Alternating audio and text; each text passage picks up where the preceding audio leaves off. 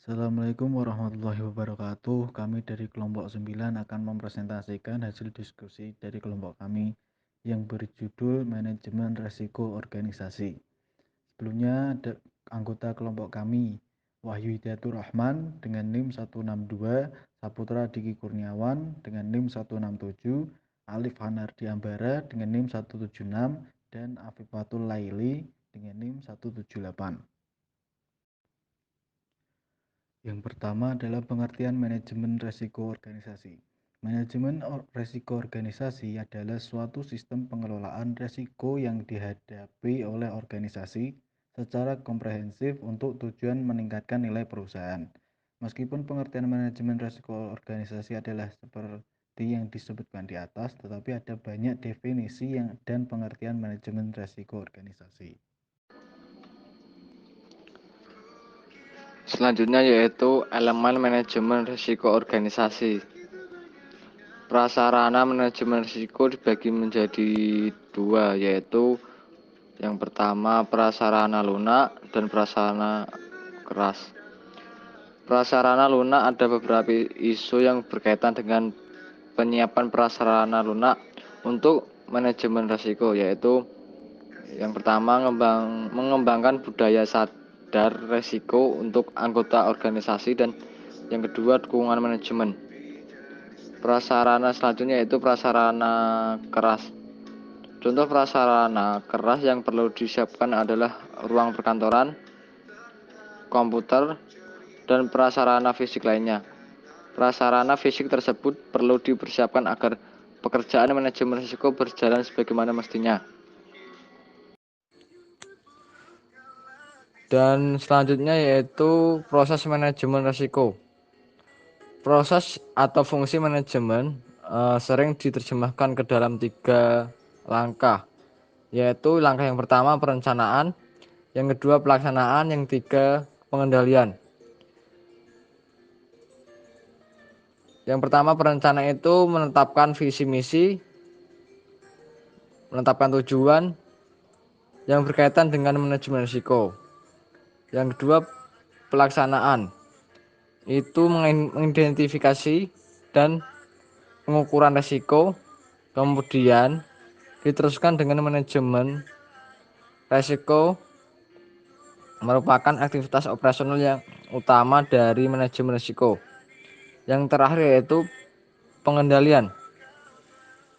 Dalam proses ini pengendalian itu perlu evaluasi secara periodik pelaksanaan manajemen risiko, output, pelaporan yang dihasilkan oleh manajemen risiko, dan umpan balik. Selanjutnya, manfaat penerapan manajemen risiko dalam organisasi.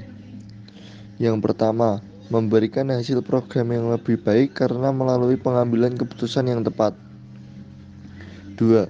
Mengakui adanya ketidakpastian atau resiko dengan memberikan perkiraan pada hasil yang mungkin terjadi. 3. Dapat melakukan pengendalian program dengan lebih baik dengan mengurangi resiko yang dinilai merugikan program. 4. Memberikan dampak yang positif dengan munculnya alternatif berupa inovasi dan pemikiran kreatif untuk menghindari risiko dan peningkatan manfaat program. 5. Berkontribusi terhadap keberhasilan program. Yang keenam, menekan biaya untuk penanggulangan terjadinya kejadian yang tidak diharapkan. Lalu yang terakhir, menciptakan rasa aman dan meningkatkan pemahaman dan kesadaran pelaku program mengenai risiko yang mungkin dihadapi. Selanjutnya ada tipe-tipe risiko. Risiko bisa dikelompokkan ke dalam risiko murni dan risiko spekulatif dengan penjelasan sebagai berikut. Risiko murni adalah risiko di mana kemungkinan kerugian ada, tetapi kemungkinan keuntungan tidak ada. Risiko spekulatif adalah risiko di mana kita mengharapkan terjadinya kerugian dan juga keuntungan. Di samping kategorisasi murni dan spekulatif, risiko juga bisa dibedakan antara risiko dinamis dan yang statis. Risiko statis muncul dari kondisi keseimbangan tertentu. Risiko dinamis muncul dari perubahan kondisi tertentu. Resiko juga bisa dikelompokkan ke dalam risiko subjektif dan objektif dengan penjelasan sebagai berikut. Risiko subjektif adalah risiko yang didasarkan pada observasi parameter yang objektif. Risiko objektif berkaitan dengan persepsi seseorang terhadap risiko, dan kata lain kondisi mental seseorang akan menentukan kesimpulan tinggi rendahnya risiko tertentu.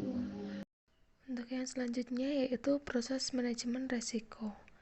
Manajemen risiko pada dasarnya dilakukan melalui proses-proses berikut ini. Yang pertama yaitu identifikasi risiko. Identifikasi risiko dilakukan untuk mengidentifikasi risiko-risiko apa saja yang dihadapi oleh suatu organisasi. Yang kedua yaitu evaluasi dan pengukuran risiko. Tujuan evaluasi risiko adalah untuk memahami karakteristik risiko dengan lebih baik. Kita memperoleh pemahaman yang lebih baik, maka risiko akan lebih mudah dikendalikan. Pengelolaan risiko. Risiko bisa dikelola dengan berbagai macam cara seperti yang pertama penghindaran, yang kedua ditahan atau retention, yang ketiga diverifikasi atau yang keempat ditransfer ke pihak lainnya. Erat kaitannya dengan manajemen risiko adalah pengendalian risiko atau risk control dan pendanaan risiko. Untuk yang selanjutnya yaitu laporan manajemen risiko perusahaan. Laporan penelitian sendiri atas penerapan manajemen risiko. Laporan ini berisi beberapa poin, yaitu yang pertama, informasi umum atau pemegang saham, informasi kepengurusan direksi dan dewan komisaris. Yang kedua, informasi keuangan perusahaan. Yang ketiga, ikhtisar penerapan manajemen risiko secara umum. Yang keempat, deskripsi penerapan manajemen risiko untuk setiap jenis risiko. Laporan penilaian tingkat risiko perusahaan. Risiko yang digunakan dalam melakukan penilaian tingkat risiko merupakan risiko yang telah diungkapkan. Ada beberapa penerapan manajemen risiko, yaitu yang pertama risiko pengurusan, yang kedua risiko tata kelola, yang ketiga risiko strategi, yang keempat risiko operasional, yang kelima risiko aset dan liabilitas, yang keenam risiko asuransi, dan yang terakhir risiko dukungan dana. Sekian presentasi dari kelompok kami. Apabila banyak kesalahan kata atau kurang jelas dalam penyampaian materi, mohon maaf sebesar-besarnya. Terima kasih. Wassalamualaikum warahmatullahi wabarakatuh.